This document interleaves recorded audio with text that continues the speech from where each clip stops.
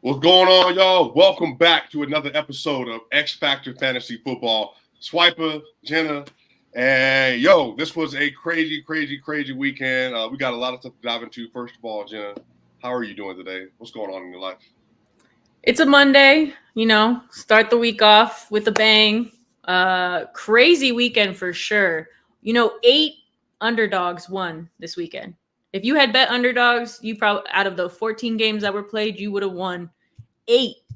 That's pretty crazy, especially on those plus money odds. So I typically first week of the season, I have this little tradition where I bet every game on Sunday and I take the favorites in every game. Even if I have an inkling that the underdog is going to win, I'll go favorites just because I want to see how it pans out. And so I could get this stat 8 underdogs, week one. So it actually happens more often than you think. Right. Yeah. I'm not gonna hold you. Obviously outside all this other stuff, a lot of stuff going on, but this was probably the most interesting weekend opening fantasy football I've ever been a part of. I think across the Really? board, there were some really great performances, and there were some really trash ones. I mean, we're going to get to that in a minute, but I had actually a really good feeling coming into this week. You know what I mean? Like I drafted Jamar Chase, drafted Joe Burrow in another league, in our league. I got Justin Fields, I got Khalil Herbert. So in my mind, I'm like, all right, bet. Going to start the year really strong, and everything went left real quick. So it was crazy, but we got a lot of stuff to get into. How did your team do? Like, did you like the way they played? Any performances you loved? Anything like that?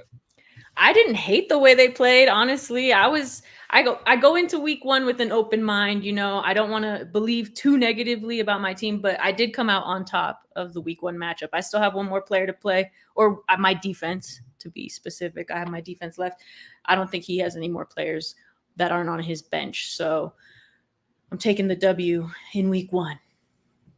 Yeah, I wish I could say the same. I had colossal underperformances in both of my leagues that I'm in, and I did a lot of research and prep getting ready for this stuff, and I should have probably believed the data a little bit more, believed my eyes. But anyway, we'll get to it in a minute. But I think this should be a good time. For me, I kind of want to start off with like the biggest disappointments of the week. I don't know. Does that sound cool to you? Yeah, let's go there. All right, so let's just get straight to it. I'm not gonna play no games. Not gonna pretend. We're just gonna have a conversation. Now, a lot of y'all out there, you probably were the mindset.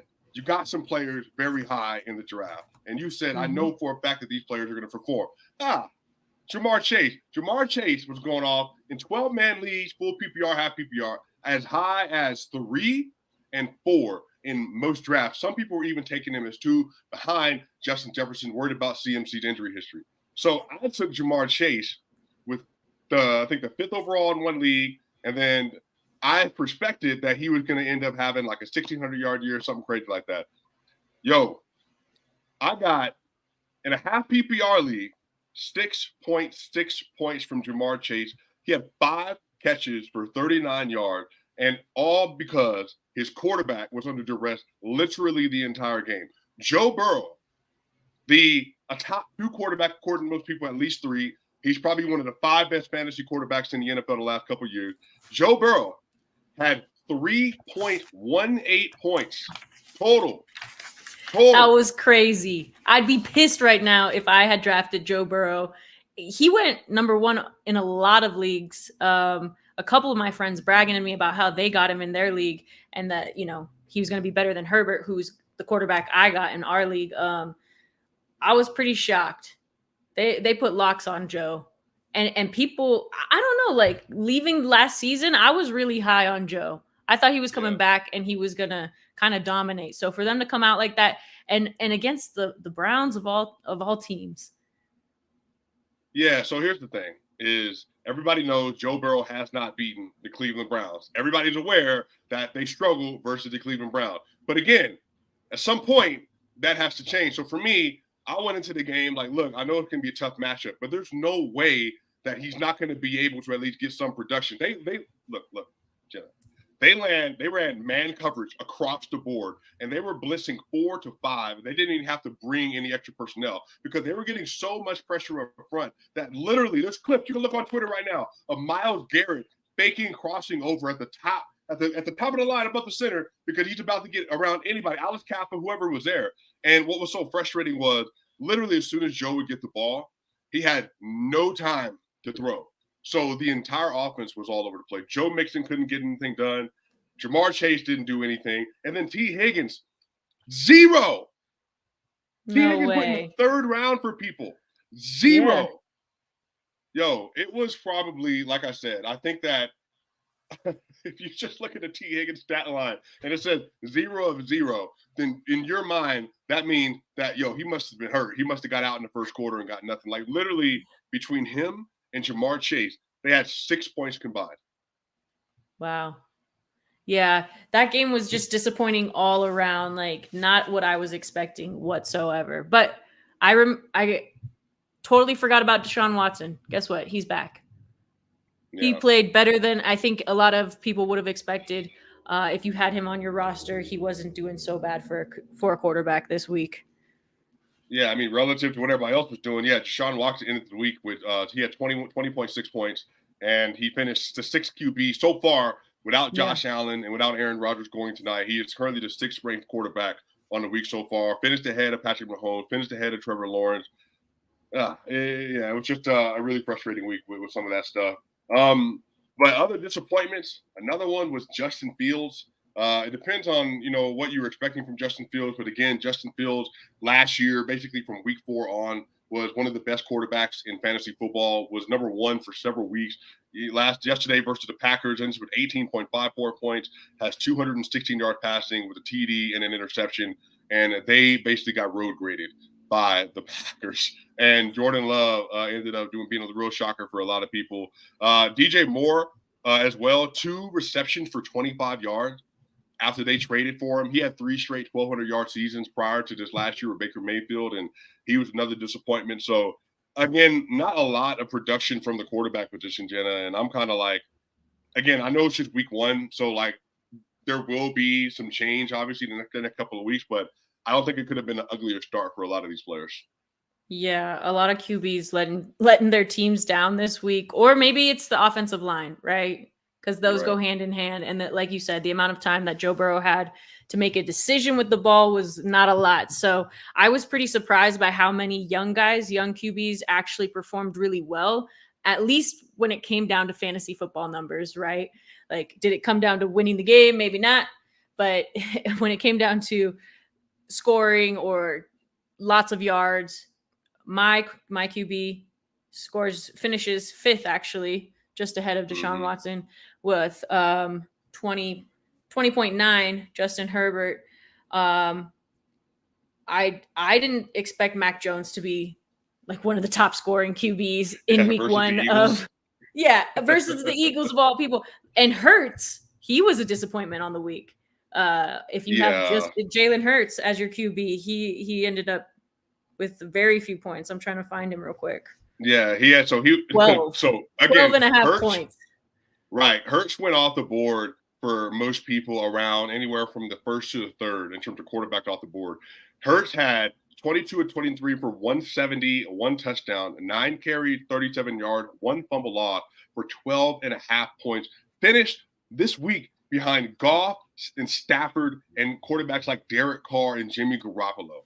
So, again, another player who did not meet expectations in week 1, but to your point, the Patriots defense has been slept on for a couple of seasons now, and so they actually gave him a lot of issues. They were up 16-0 in the first quarter, and then after that point, they really couldn't get a lot of their footing for the rest of the game. So, again, shout out to the Patriots. They made it a lot closer than I thought it was going to be. It was 16-0 in the first quarter, and I thought this was going to be the 40-piece that we saw last night from the Cowboys and the Giants. Yeah. That actually probably is a good transition for us. Like, who was the biggest surprise for you out of week 1? Like, as a team, I guess, and then we could get into players specifically, like on the fantasy side. But was it the Cowboys 40-0 win, or was it New York losing and not even being able to score once? The biggest surprise is easily that the Giants didn't even get a field goal on the board. The fact that they made the playoffs last year to the 2nd round, played the Eagles, they couldn't score a point. And again, Saquon Barkley, again, it depends on where you drafted him, but he's in the consensus 1st-round pick. He's one of the top 3 backs to come off the board with Eckler, Saquon, and then Bijan Robinson, who had another good good debut game for a rookie on a limited snap count. And Yeah. so I think for you not to get anything from him, and again, Saquon Barkley yesterday, 51 total, 51 rushing yards, 7.8 points. 7.8 points for Saquon Barkley. So if you drafted Saquon Barkley, if you drafted Derrick Henry, if you drafted Josh Jacobs, and you expected for these players to put up gargantuan numbers to carry your team, then here you are looking like you're crazy. And so, Derrick Henry ended up having 12.9, but again, he also underperformed relative to expectation. Damian Pierce was another one. So anyway, the biggest surprise for me was easily the fact that the Giants, all that offseason, $40 million a year for Daniel Jones, and you got nothing. Nothing. Yeah, that was a really sad game. And it wasn't even like the Cowboys beat you with offense. It was all defense. It seemed like the easiest opportunity to score, and I could not believe they couldn't get anything on the board. That was actually one of my favorite bets from the weekend, was just betting will they score, and I was like, nope. They didn't have anything. Nothing working for them. Yeah, and then without a running game, Daniel Jones is just shown to be completely inept. It wasn't pretty yesterday. He even had, if you watch the game, he was floating out to the right sideline on a rollout, and he had a wide open Paris Campbell and just literally just botched it, couldn't get it to him. And Paris had room to run to get up the sideline, and he lost all of his confidence. You could tell because he was under so much pressure that he didn't feel comfortable standing behind a line and delivering accurate passes. But again, he's not an accurate thrower to football most of his life and most of his career, and it's really frustrating to watch that happen if you're a Giants fan. But again, the hope is that Saquon Barkley can overcome that with volume touches, which is last year he basically had a 75% snap share for the Giants, which led the NFL among running backs. So hopefully that's where he's at again, and you're going to get a lot of value from having a supreme athlete behind the position if he stays healthy, who, again, gets a volume that nobody else is touching. So, yeah, we'll find out. That was for sure my biggest surprise. What about you? Well, somehow we went from biggest surprises and we slipped back into biggest disappointments a little bit too, because all of our surprises have been negative. I don't know. I'm trying to think. My biggest surprise of the weekend, was it a player? Was it? If I had to go with the player, Zay Jones played really well for me personally. Out of nowhere. 17.2 points. He way overshot his projection for the week, and he was on my bench. Wow. Yeah, so again, we're going to get to the waiver wire section in a little bit just for options. We're not going to get a full-fledged episode into that, but I think Zay Jones, if he is available in your league, this is absolutely a player I would target.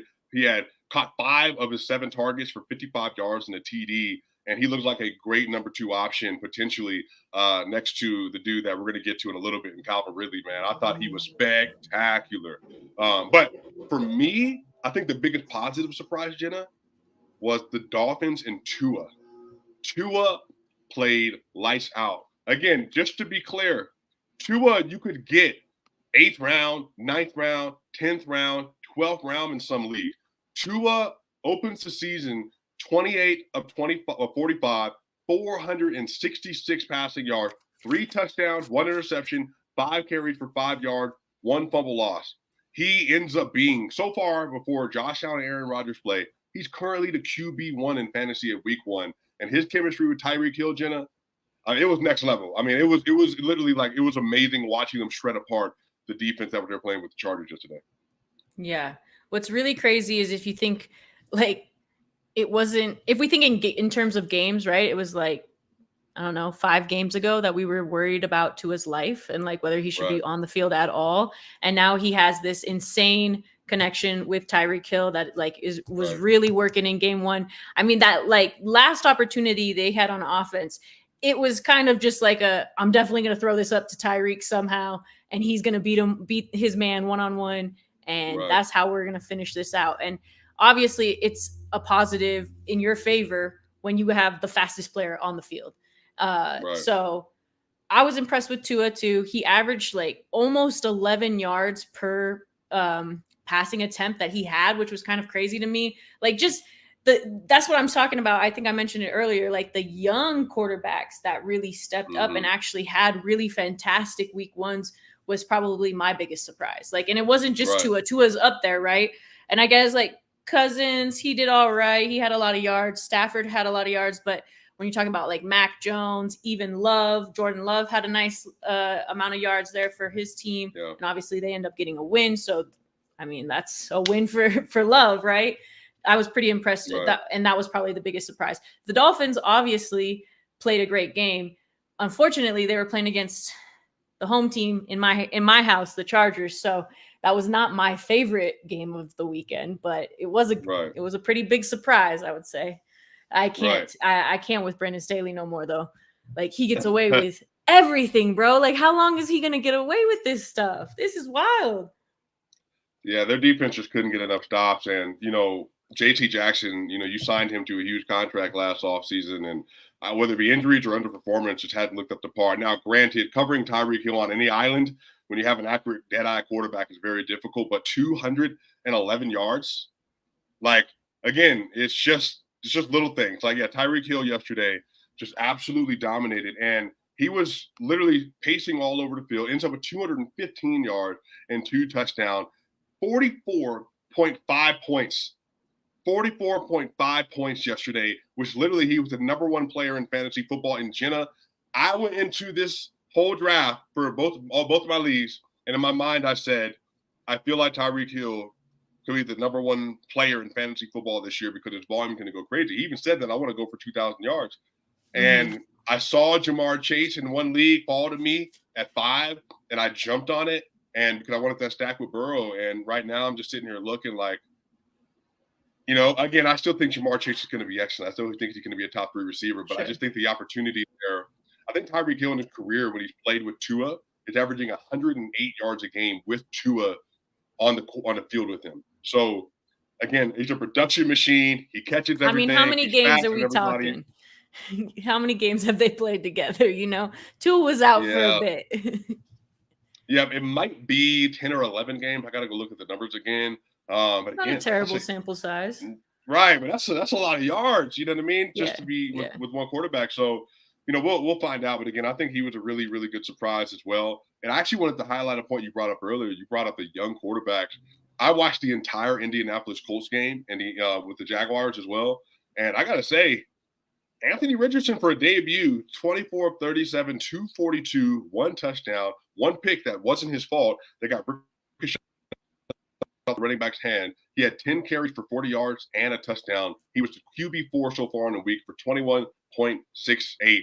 And I got to tell you what, I was really impressed by the way that he was able to play with the amount of poise that he did, given that this is his first NFL game. And coming out of college, he's not poised enough, not consistent enough. And again, he sails the ball. Now, granted, he did sail a couple, like on some of these little loadout plays where they were just trying to dump it off to the tight end. But what I loved about him is that he actually was taking ownership of mistakes that he was making while on the field. And it had a nice little short route to Michael Pittman that Pittman ran up the sideline. So again, if Anthony Edwards might end up being a viable starter for you this year, we'll have to see how he continues to get better. And Michael Pittman, if he can continue to have a lot of splash plays like that, he can bring some value as like a low-end wide receiver too as well. So that's another big surprise for me, how good Anthony Richardson played. Yeah, for sure. Richardson finished like with 21.7 or something points for fantasy. Right. I was pretty surprised by that too. I was like, the whole weekend was surprising. Let's be honest. Like it did not go the way that I was expecting a lot of teams to go. The Vikings, what happened there? The Vikings, even the Ravens were struggling with the Texans for a little bit. For a minute, yeah. Right, and then the Commanders, it was just, there were just a lot of things that happened this weekend that I think that that's why football is so fun though, Jen, and I think that's what makes it the sport that it is, because even if your projections and the analytics are telling a story, at the end of the day, you got to get on the field and you got to prove it, and certain people were able to do that and certain people weren't. Well, and I think too, what playing fantasy will do year after year, right? When you come back and you have these guys in your mind, like Barkley, he got me mad points last season, I know he's going to have a great year again. And you have these expectations, and then it is just week 1. Right. I wanted to say that earlier when you were down on Burrow, it is week 1. I don't want to get too, even when I was looking at my list, I'm like, wow, I'm dropping him all the way down. I'm moving Tua way up up the list, just deciding on my own personal rankings week after week. But I had Tua much lower than where I have him now. I probably have him at least like I'm not just thinking about fantasy football points, right? And who's finishing with the most, but I'm thinking about over the course of the season who's going to be, up there, who's going to be 1, 2, and 3. And I have Tua after week 1, like he's up there top 5. Like he could finish as like one of the best quarterbacks this season. Like the Dolphins, I'm pretty high on them after what I saw, but I'm also just like a sad Chargers fan, right? Right. But yeah, for sure. No, I get that. I don't think we should overreact with like our lists or our projections too much after just 1 week. But yeah, Richardson had a great week 1 for sure for a young QB. I think he'll have a good season, potentially even for fantasy points. Like if he can even average like 15 plus every week, that's not bad. Yeah, I think what's funny about, you're right about the overreaction. I do think like Joe Burrow last year, the first 2 games of the year, didn't look great. And, even if you remember last year, he threw 5 interceptions, I think, versus the Steelers. They got beat by the Cowboys in Dallas. And then after that, Joe Burrow and Jamar Chase, when he was healthy on the field, and T. Higgins, they went off the rest of the season. So I think a lot of this is, look, these might be some buy low candidates. Maybe you got some people that are a little bit more casual in the fantasy football that are like, I don't want to sit here and deal with this. You got three points for me. That might be some trade targets available for you. There's be some players underperformed. Saquon Barkley, Devontae Adams didn't have a spectacular game versus the Broncos because you're getting locked up by PS2. Again, these are all, if you're playing fantasy football and you're being shrewd, pay attention to everything. Watch everything. Take as much information as you can in, because there are advantages that you can take advantage of when it comes to giving other players on roster that are drafted high that had opportunity in front of them, but just had a disappointing week. But so that's the biggest surprises. So we had one, Jenna, where we want to talk about trade options and players that you might want to consider targeting, or players that you personally might want to consider letting go of. And the rumor on the street is apparently you have something waiting in your inbox as well. So can you tell us some details about that? I won't tell you who. I won't say who offered this trade, because I know you already know everybody in the league, Swipe, but that ain't fair. I don't even know these people. They're just sending me these trades. So, but maybe you, and I want you to be, well, I want you to be fair with your analysis, not based on who it is that's sending it. Right. So they're offering me 3 players and 10 fantasy football bucks, I think, or dollars. Okay, Fab. Yeah, Fab. Yeah. Whatever the hell that is. I've never played in a league where we use money before, fake money. So that's fun in this league. And they want AJ Brown, which I'm like, okay. And Derrick Henry. For what? So those are the 2 players they want off of my team, and they want to give me Alvin Kamara, who is questionable right now. Let's see. Kenneth Walker had a pretty good first week. Amari Cooper, and the 10 fantasy football dollars. Yeah, so they want your first and second overall pick for suspended Alvin Kamara, who'll be out another 2 weeks, and for Amari Cooper, who kind of flatlined this weekend as well. And then who's the other person? Hold on. Oh, geez. I really love the sleeper app. Players you let off. But I knew you were going to figure that out, because you could just look at rosters, obviously. I can just hear it. I know who has those players. You said Cooper, Kamara, and Walker. Kenneth Walker. Look, let me say this. It's not the worst deal I've ever heard, but for me, after week 1, this is someone targeting players who underperform, which is smart. So Henry relatively underperformed, and then AJ Brown didn't necessarily meet expectations for this last weekend. Matter of fact, AJ Brown, 7 receptions for 79 yards. That's not terrible. 14.9 points. So this is, I would say, it's the lowest value he's going to have. So this person's saying, I got a good Kenneth Walker, Alvin Kamara, brand name. Again, what I personally think when he comes back from suspension, he'll be good as well. And then Amari Cooper, and then, hey, want some $5. So it's not a horrific deal, but I would personally sit on Derrick Henry and sit on AJ Brown a little bit longer before I trade both of them, especially considering that's your first and second round pick. Right. I just felt like Derrick Henry. I don't know. You trying to give me somebody who's not even currently playing for Derrick Henry just because he underperformed in week one? Like the Titans underperformed in week one. Right.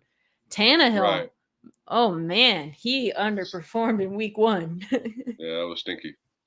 That was Yeah, stinky. Yeah. So yeah, personally, I would hold off on that. I think this is what I mean. Fantasy football, you got to be a shrewd operator. And so at least this, I would say this is a respectful trade package here. You got Kenneth Walker, you can start immediately. Got Amari Cooper, you can start immediately. And then if Alvin not Kamara comes back, immediately. Oh, Kamara, yeah. well, if Kamara comes back and then say he is a top 12 running back again, then all of a sudden now you have a starting running back in Kenneth Walker, a starting wide receiver 2 in Amari Cooper, and now you got Alvin Kamara. So, who's a borderline, running back 1. So I personally wouldn't do it though. That's just me though. Yeah. I feel like AJ Brown, like he had a pretty good week, but I actually didn't think they even targeted him nearly as much as I expected. So I'm kind Right. of like, I kind of I was already leaning towards nah, not right now. But I thought it would be fun to talk about it with you and then Yeah. get your personal like Yeah, he debate got, it I on the mean, show. Like that would be fun, a 10. fun segment. I want you to bring me your trades or even like make up some trades. Oh yeah, we're gonna do that because he had 10 targets. That's not terrible, but it was just a weird week for the Eagles as a whole. But if I'm a person out there and I'm trying to find great capital, and when you say capital, this is like premium players in fantasy football that seem to have a little bit of some doubts around them right now due to health concerns. Again, Travis Kelce might be back as soon as this week, but he might not be. Is this person, are they feeling away? Are they down 0-1? Are they potentially a little bit more willing to talk Travis Kelce? Mark Andrews also missed week 1. Are they more willing to have a discussion around Mark Andrews? Again, these are the arguably two best tight ends in fantasy football. And both of them missed week 1. And this might be a great opportunity for you to try to seek out a potential trade for players like this. Or even Jenna, Derrick Henry. Hey, he's getting older. He didn't lead the Tennessee Titans in a snap count. Spears did. Maybe you want to come off of him. Here's a nice little RB2, and here's a little wide receiver 2. You know what I mean? I think Derrick Henry could have popped. So those are some other offers that you can put out on the table as well. I think that targeting any of these players is smart. I personally think though, I don't think they'll do it at this point. But if you can get Calvin Ridley, that would be my wide receiver that I would be trying to target at all get out. Calvin Ridley this last week had 11. He had 8 receptions on 11 targets for 121 yards and 1 touchdown. And he's also owned insane. in 99% of. He's also on a roster in 99% of leagues. Right. What So you think he's gonna be on a waiver wire this late? No, I said trade option. Trade option. Okay. Yeah, again, most likely not going to do that because you probably got him in the 3rd or 4th round, meaning that you got crazy premium value on a dude that's probably going to be at this point a top 7 receiver in fantasy or something like that. I mean, it's just insane level of production that you got from Calvin Ridley. Not just Ridley. Like, let's talk about Brandon Ayuk. Got really good value there. It probably got him deeper than the 3rd or 4th round. Even Jacoby Myers actually performed pretty well this week. If you got him early or late in your draft, like you should just be feeling great about that right now too. Right. Yeah, I think both of those players, Jenna, for me, if I had Brandon Ayuk or Jacoby, I would be trying to sell them as high as possible because especially with the 49ers, they got Deebo Samuel, Brandon Ayuk, George Kittle, and CMC. And he's arguably probably the 3rd option out of all those players. I would be trying to figure out, hey, do you need a receiver? Well, guess what? I got a guy that just had 2 touchdowns versus the Pittsburgh Steelers. Here, take him. Let me get Derrick Henry or something back from you in a nice little package. Or, hey, Jacoby Myers, number 2 receiver for the Raiders. Jimmy Garoppolo can make multiple players work in an offensive system. Here you go. I will be trying to get rid of them because I don't think they can sustain that production. But, hey, maybe they do, maybe they don't. But if they do, then look, you found Jacoby Myers on the waiver wire or in round 16 of your draft, and then you got a wide receiver 2 out of it. Yeah. That team that has Jacoby Myers in our league, pretty good team. Pretty good team. The other team have we talked about our league at all? Like, do the people know that we have like that all these friends of yours in a league, and y'all chat all day every day? I don't chat all day every day with them. That's them. But no, we do Chat have a be league. popping all day every day. Right. We got Do the they X know Factor all our Fantasy Football rules? League. 12-man league. They know this, right? Yeah. Have we gone Yeah. over So this recently? we talked about it when we did the initial draft, like the rules of the Right. league and everything else. So again, it's a 12-man PPR league, Fab league. I mean, it's a pretty standard full PPR league. Now, there was a very controversial trade that went down that I honestly don't even want to approach on air because of what it's done to our community. But let's just say that there was a very prominent running back that was moved for a less than ideal package. And there were some things that were definitely said about that. But yeah, I mean, yeah, I'm not doing so hot right now. I'm scheduled. I finished at 104 to weight for the week, and I underperformed my expectation for. No, actually, I finished at 98.44. So I underperformed my expectation by 20 points, more than 20 points. So again, I had Justin Fields, Saquon Barkley.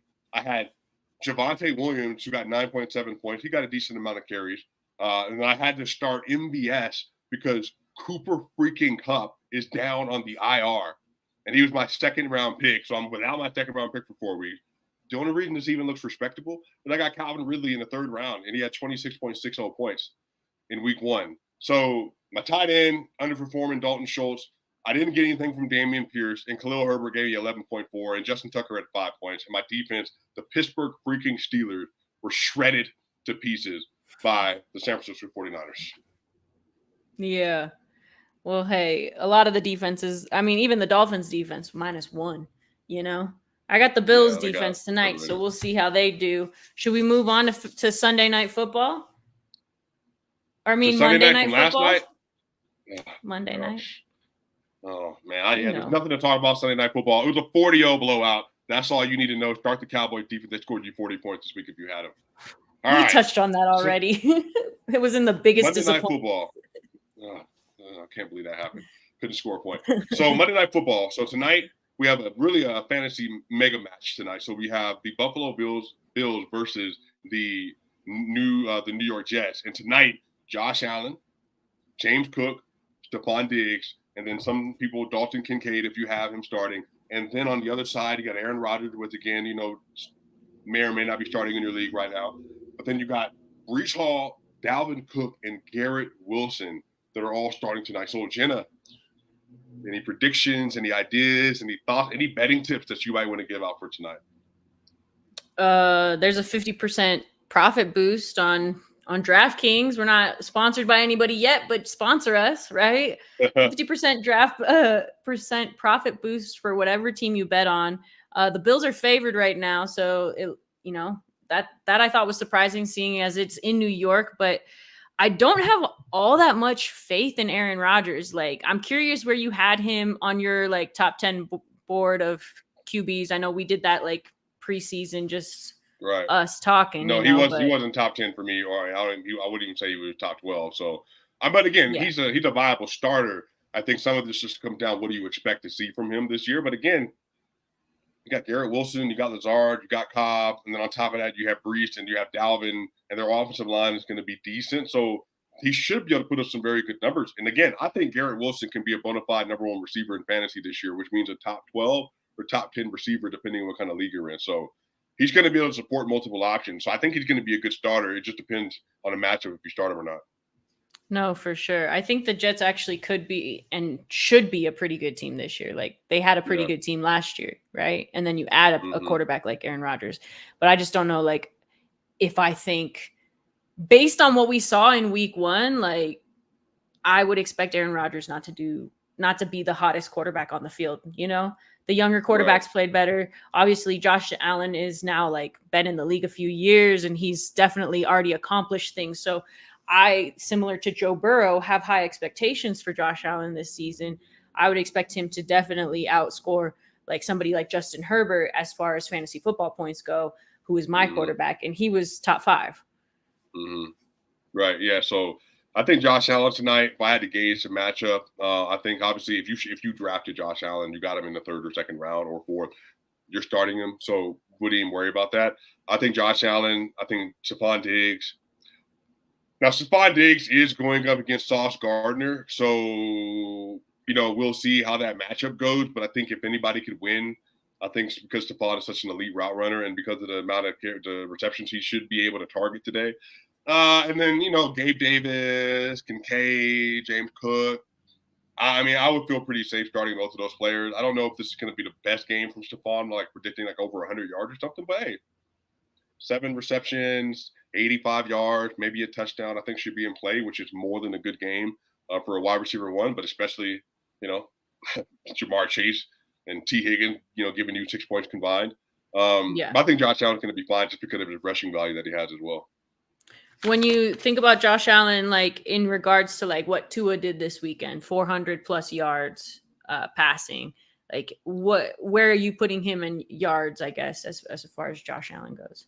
Tonight, probably, I would have told you Mahomes were throwing for 300 versus the Lions. So if I'm resetting expectation based on this week, 270, another 65 rush. So maybe I would say 270, then 55 rushing yards. I would say 2 touchdowns. So 270, 55 rushing yards, and 2 touchdowns. I think 1 passing, 2 passing, no rushing yards from Josh Allen. I think would be about my expectation for him. Okay. All right. Which is great. Yeah, it's a little bit higher than I had him. I had him like 260, 250. But yeah, around the same thing. But I mean, like Jared Goff had like 250, I think, this week. So I'm like, what's happening? I don't even know how to gauge these people now, like based on these numbers, because week 1 threw me out of whack. Yeah, I honestly think everybody's just kind of getting reintegrated back into the NFL season, and I think defenses, some of them you just have an upper hand because I think it's easier to grasp playing defense. But then offense, everybody's new in the new system. Derek Carr, Jamal Williams, even Chris Olave took a minute to get going and then ended up over 100 yards for them. So, I think as the season goes on, your Burrows, your Mahomes, even your Derek Carrs with like Olave and Michael Thomas and Johnson, I think those quarterbacks will continue to get better. Justin Fields is going to get comfortable with DJ Moore and Khalil Herbert eventually, and Darnell Mooney as well. I think that as they get more used to playing together this season, they'll all be better. But man, that offensive line play for Cleveland and for the Bears and teams like that was really, really poor. So if they don't get their stuff together up front, they're not winning anything. But I do suspect that they're at least going to be average to above average, especially for the Bengals as the season goes on. Yeah. We talked about this pre-show, but like a lot of offense was sloppy this week. And you saw a lot of defense actually perform better than the seasons past, right? So like the Cowboys defense looked a whole lot better. A lot of defenses looked like they took steps in the right direction where offense was just a bit sloppy. But I'm in agreement with you. Like I think as time goes on, the offense is just going to sharpen up, and those connections between quarterback and wide receivers, like especially the receivers who are getting the most targets, are going to sharpen up. I have no doubt. Although I will say I'm not in agreement with you on Justin Fields. I don't know if that situation is gonna work out. I know all the hype, and I know but I'm not sure. You're not sure, like from a fantasy perspective, he'll finish as like a top 5 quarterback? Yeah, I don't know if that's gonna like hold true. Like it. I mean, yeah, I feel you. Like after the first 4 games, he was really productive last season, but I don't know, like if we can just go off of one season, and believe that that's gonna happen again. So we'll see. Yeah, well, for the sake of my team, let's hope he figures it out, because that's really important to me. I have a personal stake in the Chicago Bears right now. Well, I want your team to lose, so I'm against the Bears. Wait, let me see, who's the best player on your team this week? Highlight whoever performed best for you this year for week 1 so far. Week 1 on my team, Herbert probably. He had 20 points. Which wasn't, I feel like I had guys who really underperformed, especially at tight end. Like I need to figure out a solution for tight end. So that's probably my move this week, is to look at a fix at tight end. Oh, well, I can always trade you mine because yours are better than mine. So for me on your team, I think for where he was drafted, David Montgomery, 21 carries, dominated the snap count for the Detroit Lions. Oh, 13.4 points and a TD. And a TD. You know, can you expect it every week? No, but hey, like you got him late, and then he ended up working out. Yeah, and I kind of do wonder if they'll use him as like an option just to like finish off the play, you know, like get into the end zone. So, right. You know, I could see him getting points just for that. Last year for them. Yeah, exactly. Right. Yeah, maybe he finished with 15 touchdowns this year, and like Jamal Williams, he somehow ends up as a top 12 running back. But yeah, Jenna, that's week 1. Obviously, Monday Night Football coming up. We have another episode coming out this week as well. But y'all, just a wildly confusing and entertaining week of football. But hey, this is why you love NFL football. You never know what you're gonna get. It's like a box of chocolates. You open it up and you just kind of just take a chance and see what happens. So that's kind of where we are right now. But Jenna, any closing thoughts at all? No, let's see what Aaron Rodgers cooks up tonight. He's been so weird. Have you been watching Hard Knocks? He's been so weird. He's been so weird. I'm like, I think like the cameras, him knowing the cameras is around is almost making him stranger, you know? Okay. But yeah, I'm interested in tonight's matchup for sure. I really want to see this Bills team. Obviously, like I had the Bills going to the Super Bowl last season, so I felt like they're going to come back this year and do something, at least get close to the same place they got last season. So I have high expectations. Right. Well, y'all, we'll find out tonight. Lock in with us, man. We got more content coming out. Bills just tonight. Let's see who ends up winning that matchup. And some of y'all, your week 1 performances are riding on how all these players perform, y'all. But it's going to be a great season of fantasy football. Can't wait to get into it more, y'all. Shout out to us. Hey, hit the subscribe button, like button, follow Jenna Garcia. You can see her @handle on her name. Follow me, Swipa Cam on Twitter. Y'all know what time it is, y'all. But you know what? We will see y'all on the other side. X Factor Fantasy Football. We out.